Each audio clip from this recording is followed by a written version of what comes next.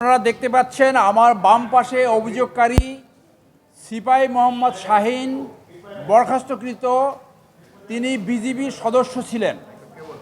বিজিবিতে কর্মরত অবস্থায় 1 নম্বর আসামি BA 4236 brigadier general Sajidur Rahman, তৎকালীন অতিরিক্ত মহাপরিচালক চট্টগ্রাম রিজিয়ন বিজিবি, এবং একই রিজিয়নের লেফটেন্যান্ট কর্নেল শফিকুর রহমান, এরা এই সৈনিককে 4 মাস 22শে মে 2023 তারিখ থেকে 23 সেপ্টেম্বর 2023 তারিখ পর্যন্ত 4 মাস বিজিবির রামগড় ব্যাটালিয়ন এবং বিজিবি সদর দপ্তরে বিনা বিচারে গুম করে রেখেছিল। তার অপরাধ, তিনি একজন ধর্মপ্রাণ মুসলমান, দাঁড়িয়ে আছে, নিয়মিত নামাজ পড়তেন, সুযোগ পেলে মসজিদে গিয়ে নামাজ পড়তেন। তাকে 4 মাস গুম রেখে জঙ্গি তকমা দিয়ে পরে একটি সাজানো কোর্ট মার্শাল করে তাকে 1.5 বছর সাজা দেওয়া হয়। 1 ডিসেম্বর 2024 তারিখে তিনি মুক্ত হয়ে আন্তর্জাতিক অপরাধ ট্রাইব্যুনালে নালিশ জানাবার উদ্দেশ্যে আমাদের চেম্বারে আসে। আজকে তিনি চিফ প্রসিকিউটর বরাবর নালিশ করেছেন। 1 নম্বর আসামি ব্রিগেডিয়ার জেনারেল সাজিদুর রহমান তাকে ব্যক্তিগতভাবে ইন্টারোগেশন করে বলেছে, তুমি জানো আমি ডিজিএফআইতে থাকাকালীন কত মানুষকে হত্যা করেছি। উল্লেখ্য, এই সাজিদুর রহমান আওয়ামী লীগের এমপি মাহবুব আরা গিনির আপন ছোট ভাই। যেভাবে আপনার লেফটেন্যান্ট কর্নেল তারেক 7 খুনের মামলা, সেও একজন আওয়ামী লীগের আত্মীয় ছিল। এই শক্তিতে শক্তিমান হয়ে একদিকে ডিজিএফআইতে থাকাকালীন মানবতা বিরোধী অপরাধ করেছে এবং এই বিজিবিতে আসার পরে এই সৈনিককে 4 মাস গুম করে রেখেছে। তার বিরুদ্ধে অভিযোগ আসছে, তার বিহেভিয়ার এবং ক্ষমতার অপব্যবহার এমন ছিল যে তিনি বাংলাদেশ সেনাবাহিনীর অফিসার না, তিনি ইন্ডিয়ান আর্মির অফিসার। বাংলাদেশি মানুষকে, বিশেষ করে ধর্মপ্রাণ মুসলমানকে অত্যাচার করাই ছিল তার মেইন কাজ। আজকে সেই অপরাধে নালিশ জানানো হয়েছে এবং তিনি 15 তারিখ এইটা গুম কমিশনে আবেদন জানাবেন। এই মুহূর্তে গুম কমিশন তারা আবার 15 তারিখ থেকে আবেদন নেবে এবং সেখানে তিনি তার বর্ণনায় বলেছেন তাকে যেখানে গুম করে রাখা ছিল সেটা কবরের মতো, শুয়ে থাকলে পা সোজা করা যায় না, এবং তিনি দেখেছেন সেখানে আরও হয়তো অনেকে বন্দী থেকে থাকতে পারত। এই প্রথম বের হলো। আমরা গুম কমিশনের মাধ্যমে জেনেছি যে ডিজিএফআইতে আয়নাগর ছিল, পুলিশে আয়নাগর ছিল, র্যাবে আয়নাগর ছিল। সম্ভবত এই প্রথম বের হলো যে বিজিবির ভিতরেও আয়নাগর ছিল। আপনাদের সবাইকে ধন্যবাদ। হ্যাঁ,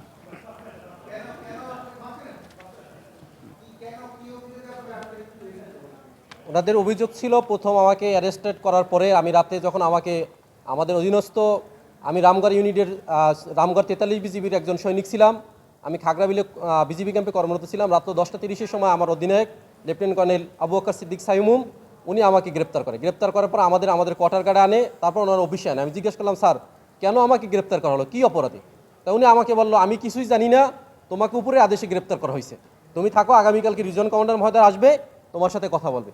পরের দিন উনি রিজন কমান্ডার মহোদয়, এই ব্রিগেডিয়ার জেনারেল সাজিদুর রহমান, যিনি ফেসিস্টের দোসর, একদম উনি ফেসিস্টের দোসর। ওনার বোন মাহবুরা গিনি, যিনি আওয়ামী লীগের এমপি ছিল, পাতানো নির্বাচন, তারপর ডেমি নির্বাচন, এই নির্বাচনে যিনি সংসদ সদস্য হয়েছেন, ওনার ভাই হচ্ছে এই ডিজিএফআই, উনি ডিজিএফআই সদস্য, দীর্ঘদিন 7 বছর ডিজিএফআইতে ছিল।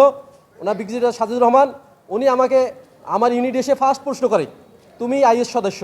আমি বলছি, স্যার হোয়াট ইজ আইএস সদস্য? আইএস সদস্য কী স্যার? আমি তো আইএস সম্পর্কে কিছুই জানি না স্যার, আমি একজন সৈনিক, আমি দেশের জন্য স্যার আমি ট্রেনিং করছি, প্রশিক্ষণ নিয়েছি, আমি দেশের জন্য কাজ করব, আমি তো কোনো জঙ্গি সংগঠনের জন্য কোনো কাজ করতে চাচ্ছি না, আপনি আমাকে কেন এই তকমা দিলেন?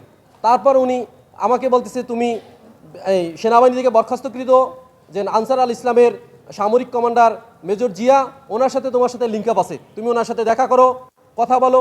আমি বলছি, স্যার আপনাকে আমি একটা প্রশ্ন করতে চাই, আপনি যে মেজর জিয়া স্যারকে বাংলাদেশের সমস্ত ইন্টেলিজেন্ট খুঁজে পাচ্ছে না, উনি কোথায় আছে, কিভাবে আছে, তাহলে আমি একজন সাধারণ সৈনিক হিসাবে আমি কীভাবে ওনার সাথে দেখা করতে পারি? এটা আপনার কাছে আমার প্রশ্ন। তারপরে উনি যখন আমি এই প্রশ্ন করি ওনাকে, উনি আর কোনো কথা জবাব দেয় না।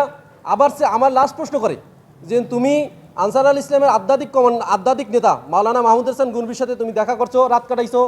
তা আমি ওনাকে জিজ্ঞেস করলাম যে স্যার এইটা কোন সময়, কোন টাইমে আমি ওনার সাথে রাত কাটাইছি? তো উনি বলছে তুমি এই খাগড়াছড়িতে জয়েন করার পরে, এখানে যোগদান করার পরে তুমি এগুলো করছো। তাই আমি বলছি স্যার আপনার কথা আমি ব্যাখ্যা দিতেছি। আমি 2021 সালের 15 অক্টোবর রামগড় 43 ইউনিটে আমি কাউন্ট হই, এখানে আমি যোগদান করি।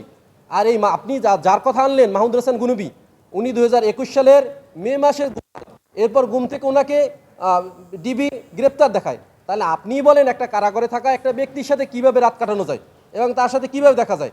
যেখানে একটা জেএমবি আসামিদের জন্য, আমি তো 14 মাস জেলে ছিলাম, তো ওদের যে নিরাপত্তা, সেলের যেই জঙ্গি আসামিদের যে নিরাপত্তা, ওখানে তো আত্মীয় স্বজন ছাড়া কাউকে দেখা করতেই দেয় না, দেখা করলেও অনেক হেজিটেশন। তো আমি কিভাবে একজন মানুষ কিভাবে তার সাথে রাত কাটাই, কিভাবে তার সাথে দেখা করি? এরপর ওরা প্রশ্ন করে, উনি আমাকে হঠাৎ প্রশ্ন করে, তুমি আওয়ামী লীগের প্রতি তোমার এত ক্ষোভ কেন? তুমি শেখ হাসিনাকে কেন পছন্দ করো না? তুমি জানো আমি যখন ক্যাপ্টেন ছিলাম তখন থাকতে উনি তাহাজ্জুদ পড়তো। এই ধরনের উনি আমাকে কথা বলে, তুমি একটা সৈনিক, সাধারণ সৈনিক, তুমি একজন প্রধানমন্ত্রীর বিরুদ্ধে কথা বলো, তোমার এত বড় সাহস কীভাবে হয়? তুমি আমাকে চিনো? আমি ডিজিএফআইতে ছিলাম, আমি ডিজিএফআই থাকা অবস্থায় কত লোককে আমি ক্রস ফায়ার দিছি।